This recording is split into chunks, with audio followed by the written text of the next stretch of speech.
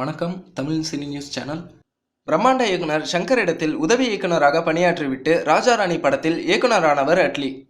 அதுவரை அருண்குமாராக இருந்தவர் அந்த படத்திலிருந்து அட்லியாக உருவெடுத்தார்.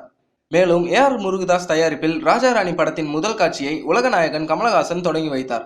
ஆர்யா, ஜெய், நயன்தாரா, நசிரியா ஆகியோர் முக்கிய வேடங்களில் நடித்த அந்த படம் அட்லிக்கு பெரிய ஹிட்டாக அமைந்தது. அதையடுத்து விஜய் நடித்த தெறி படத்தை இயக்கிய அட்லி மீண்டும் விஜயை இயக்க தயாராகி கொண்டிருக்கிறார். அதோடு தனது முதல் படத்தில் நயன்தாரா, நசிரியா என்ற 2 நாயகிகளை நடிக்க வைத்த அவர் தெறி படத்திலும் சமந்தா, எமி ஜாக்சனை நடிக்க வைத்தார். தற்போது விஜயின் 61வது படத்திலும் சமந்தா, காஜல் அகர்வாலை நடிக்க வைக்கிறார். இப்படி தனது ஒவ்வொரு படங்களிலுமே 2 ஹீரோயின்களை நடிக்க வைக்கும் அட்லி சில சென்டிமெண்ட்டுகளை கடைபிடிக்கிறாராம்.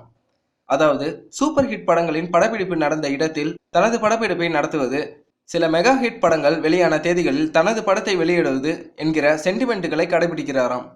அதேபோல்தான் 2 ஹீரோயின் இடம்பெற்ற தனது முதல் படம் வெற்றி பெற்றதால் 2 நாயகி சென்டிமெண்ட்டை தனது அடுத்தடுத்த படங்களிலும் அவர் தொடர்ந்து வருகிறாராம். இந்த செய்திகளை பற்றி உங்கள் கருத்துக்களை கமெண்டில் பதிவு செய்யவும். மேலும் இந்த சேனல் உங்களுக்கு பிடித்திருந்தால் சப்ஸ்கிரைப் செய்யவும். நன்றி.